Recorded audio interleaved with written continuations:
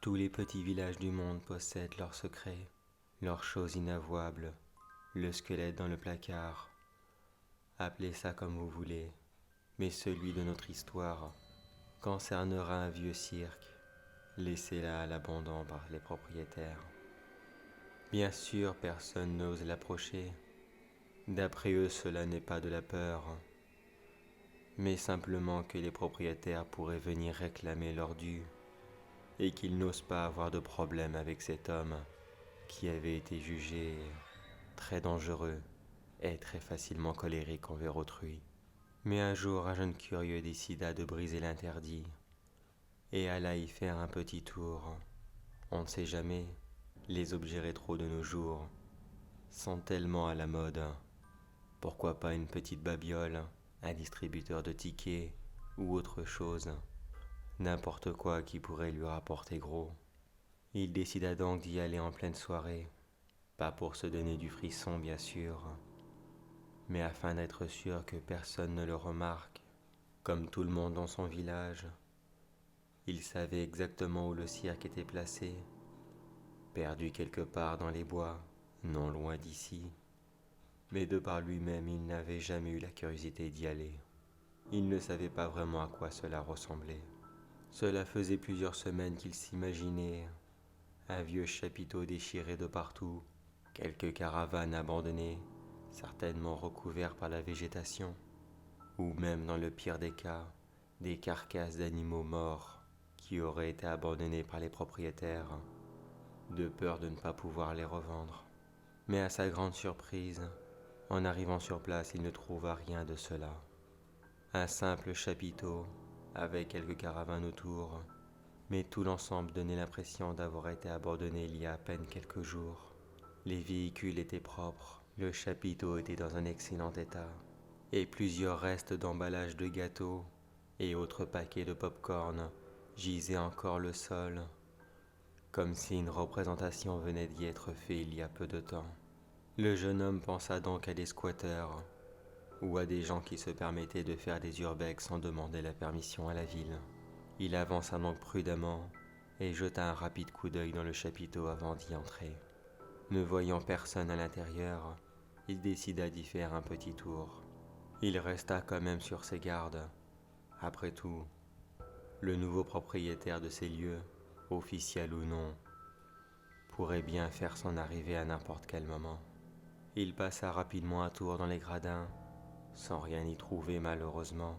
Puis il alla faire un tour derrière la scène, afin de peut-être trouver quelque chose dans les loges qui pourrait être intéressant. Mais là non plus rien de bien spécial, juste une grande collection de costumes qui devait probablement servir au clown. Il décida quand même d'emprunter un costume, afin de prouver à ses camarades que oui, il avait fait l'exploit de briser l'interdit, et surtout pour ne pas rentrer les mains vides. Son choix se porta sur celui d'un pandarou, un animal qu'il adorait au plus haut point, et qui par le plus grand des hasards était pile de sa taille. Il s'apprêta à repartir, mais il ne put quitter le chapiteau, car la porte de celui-ci avait été cousue en un temps quasiment record. Il comprit rapidement que quelqu'un venait de l'enfermer à l'intérieur. Pris de panique, il courut se cacher derrière les gradins afin d'essayer de voir cet homme qui visiblement voulait l'inviter à la fête. Il jeta quelques rapides coups d'œil derrière les sièges afin d'essayer peut-être d'entrevoir une silhouette. Mais à la place de voir quelque chose, il entendit une voix venir de quelques rangées de sièges derrière lui. Moi non plus, je n'aime pas beaucoup cette représentation. M'aiderais-tu à la rendre plus vivante, plus dynamique? Il manqua de faire une crise cardiaque quand il se retourna et qu'il vit un homme et portant un costume de clown traditionnel, la grande salopette multicolore, recouvrant une chemise blanche, un visage complètement surmaquillé, un nez rouge complètement ridicule et un minuscule chapeau qui ne devait tenir que par miracle. Le clown se jeta sur lui et il l'attrapa par les épaules, le soulevant du sol, afin de le porter et de l'emmener avec lui. Ils entrèrent tous les deux dans une caravane, et le clown l'attachèrent sur une table qui était déjà couverte de sang. Autour d'eux se trouvaient de multiples appareils de torture qui semblaient avoir été utilisés très récemment. Il hurla de toutes ses forces, mais il savait bien que personne ne viendrait. Cela était surtout un désespoir de dernière minute. De son côté, le clown restait là devant lui, avec un air pensif, se demandant ce qu'il allait bien pouvoir faire de lui. Il resta planté là pendant une bonne trentaine de minutes, puis il exprima un air joyeux, comme un vieux personnage de cartoon qui donnerait l'impression d'avoir eu une bonne idée. Il retourna rapidement dans le chapiteau, laissant une occasion au jeune d'essayer de s'échapper.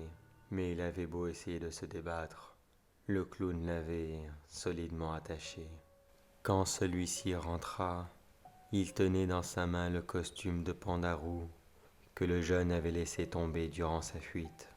Il commença par le déshabiller, puis lui enfila le costume, afin de s'assurer que celui-ci était à la bonne taille. Tout content de lui, le clown sautilla sur place en frappant de ses mains pour applaudir. Il était comme un enfant qui venait de recevoir le plus beau cadeau qu'il ne pouvait espérer.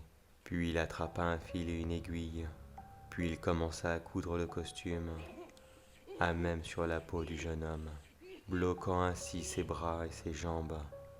Quand il finit sa rapide chirurgie, il détacha le jeune homme et celui-ci commença à essayer d'enlever le costume, mais il était impossible pour lui de l'enlever. Il venait de passer les plus longues minutes de sa vie à souffrir énormément afin de recevoir le dernier costume de sa vie, comme une seconde peau qu'il devra garder éternellement. Complètement sur le choc, il ne réagit même pas quand le clown l'attrapa de nouveau et le conduit dans une autre caravane afin de l'enfermer dans une cage. Le clown ferma la porte à clé et juste avant de partir, il lui chuchota: « Tous ensemble, nous allons faire un nouveau spectacle et celui-ci sera plus vivant que jamais. Croyez-moi, cela sera une pure merveille. » Puis il repartit en rigolant et en sautillant. Le jeune ne comprenait pas ce que le clown venait de dire. Tous ensemble? Pourquoi dit-il ça? Nous ne sommes que deux. Quand il regarda au fond de la cage, il vit 3 silhouettes recroquevillées sur elles-mêmes. Il s'agissait de 3 enfants qui eux aussi étaient enfermés dans des costumes d'animaux. Il était impossible de savoir depuis combien de temps ils étaient là, mais ce qui est sûr, c'est qu'un nouveau cirque des monstres est bientôt prêt à reprendre la route.